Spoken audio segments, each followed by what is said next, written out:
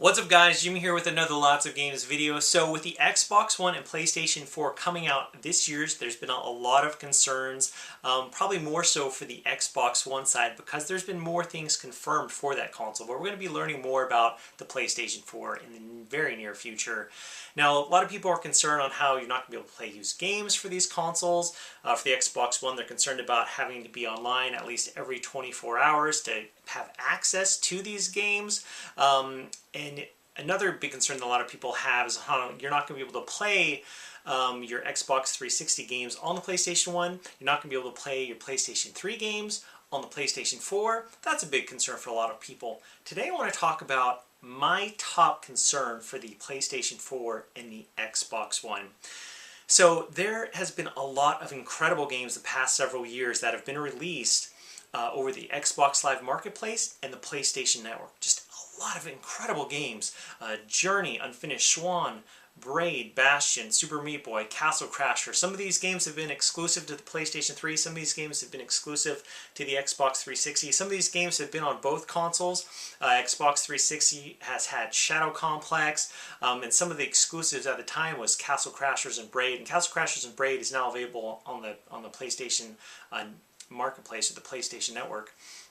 And so these games, there's a lot of great games to choose from. Dozens and dozens of awesome, incredible games. There's hundreds of games that you can purchase, but there's definitely dozens of games worthy to download and purchase, in my opinion. And a lot of you guys have spent a ton of money on these great games. You've been able to spend hours of enjoyment on these games. My biggest concern for the Xbox One and the PlayStation 4 is that all the games you purchased over PlayStation Network and all the games that you purchased over Xbox Live Marketplace, you will not be able to transfer to the next generation consoles. So say for instance you bought Super Meat Boy for your Xbox 360 over Xbox Live Marketplace. You won't be able to download that at that new marketplace for your Xbox One. Say Journey that you purchased over the PlayStation Network on your PlayStation 3 and you love it, you spent dozens of hours on it. You're not going to be able to download that game on your PlayStation 4. It's been confirmed on how your gamer tags will go to the next generation console. You'll be able to transfer that. For the Xbox One at least, you'll be able to transfer not only your gamer tag but also your gamer score. But the games that you purchased, you're going to have to, I'm guessing most, if not all, of the games that are available now over the PlayStation Network and Xbox Live Marketplace, I'm guessing most, if not all, of those games are going to be available to purchase for the Xbox One and the PlayStation 4. And they could probably have no problem with looking into your history with your gamer tag and having you download that at no additional charge since you already purchased it. But for one reason or another, that's not going to be a reality.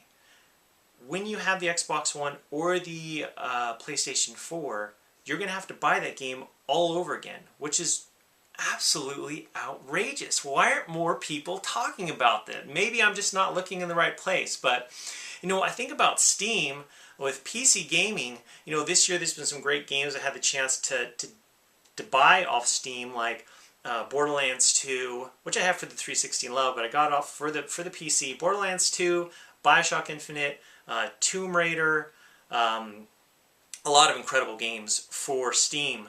You know, in 5, 10 years, 20 years, depending on how many PCs I buy down the road, I can just log into my Steam account and then download that game at no additional charge, okay? I bought that game is mine. It's outrageous to me on how, with the Xbox One and the PlayStation 4, the games that you purchased for the PS3 and the Xbox 360, you won't be able to carry those over and download them again at no charge.